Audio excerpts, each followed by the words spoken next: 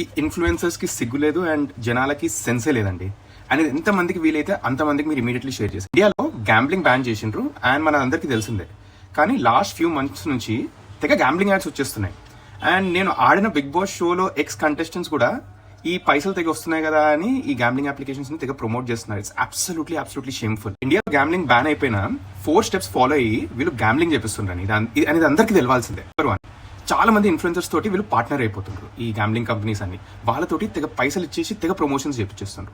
Step 2, OTP తోటి login అయిపోయి UPI Google pay తోటి డైరెక్ట్లీ ఈ అమౌంట్ మీరు టాప్అప్ చేసుకోవచ్చు అని ప్రమోషన్స్ చేపిస్తున్నారు. అండ్ ఇన్ఫాక్ట్ ఇదే అవుతుంది. స్టెప్ 3, మీరు యూపీఐ తోటి పైసలు పంపంగానే మనీ ఎట్లా లోడ్ అవుతుందంటే ఒక సెన్స్లెస్ వ్యక్తి ఆయన బ్యాంక్ అకౌంట్ ని ఈ ఆఫ్ షోర్ గ్యాంబ్లింగ్ కంపెనీస్ కి అమ్మేస్తున్నాడు.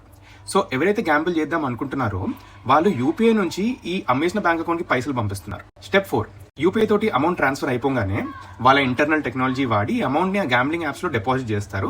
అండ్ ఈ ప్రాసెస్ తో జనాలు గ్యాంబ్లింగ్ చేయగలుగుతున్నారు in spite of gambling ban in India. దీంట్లో ఇన్వాల్వ్ అయ్యే ప్రతి ఒక్కరు చాలా పెద్ద రిస్క్ లో ఉన్నారు. ఎందుకంటే గవర్నమెంట్ అయితే చాలా క్లోజ్లీ వాచ్ చేస్తుంది అండ్ వాళ్ళకి అస్సలకి తెలియట్లేదు దీంట్లో ఉన్న రిస్క్స్. ప్రమోట్ చేసిన ఇన్ఫ్లుయెన్సర్, బ్యాంక్ అకౌంట్ అమ్మేసిన వ్యక్తి అండ్ గ్యాంబ్లింగ్ చేసే పర్సన్ ప్రతి ఒక్కరు డేంజర్ లో ఉన్నారు. గ్యాంబ్లింగ్ చేసే పర్సన్ కి వచ్చే బిగ్గెస్ట్ రిస్క్ ఏంటి అంటే ఈ కంపెనీస్ లో చాలా స్కామ్ కంపెనీస్ వస్తున్నాయి. అండ్ వాళ్ళు పైసలు ఇవ్వకపోతే మీరు పోలీస్ దగ్గరికి వెళ్ళే దిక్కు దివానా ఉండరు. మీ పైసలు పోయినట్టే at the end of the day. And ఎవరైతే పైసల కోసం వాళ్ళ బ్యాంక్ అకౌంట్స్ అమ్మేస్తుండ్రో దొరికితే మిమ్మల్ని దేవుడు కూడా కాపాడలేడు, సీదా బొక్కులోనే ఇస్తారు మిమ్మల్ని. అండ్ ఫైనలీ ఇన్ఫ్లుయెన్సర్స్ కొంచెం సెన్స్ ఆర్ సిగ్గు ఉండాలండి. మీకు కొంచెం సెన్స్ ఆఫ్ రెస్పాన్సిబిలిటీ ఉండాలి. ఇంతమంది ఫాలోవర్స్ ఉన్నప్పుడు పైసలు ఇస్తుండ్రు కదా అని ఇట్లా కుల్లా ఏది పడితే అమ్మితే మిమ్మల్ని మీరు అమ్ముకుంటున్నట్టే. చాలా మంది సెలబ్రిటీస్, ఇన్ఫ్లుయెన్సర్స్ వాళ్ళ మీద ఈడీ రైడ్స్ అయినాయి. వాళ్ళని పోలీసులు పిలిచి మరి ఇంట్రోగేట్ చేస్తున్నారు ఫర్ ప్రమోటింగ్ గ్యాంబ్లింగ్ యాప్స్. మీరు తప్పించుకోలేరు అసలుకి. ప్రతి ఒక్క వీడియో సేవ్ చేసి పెట్టుకుంటున్నారు పోలీస్.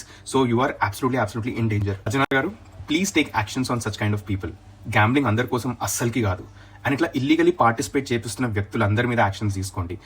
ఈ reel as many members as possible కి షేర్ చేయండి. ఎందుకంటే లెఫ్ట్, రైట్, సెంటర్ ఇట్లా గ్యాంబ్లింగ్ యాడ్స్ వచ్చేస్తున్నాయి.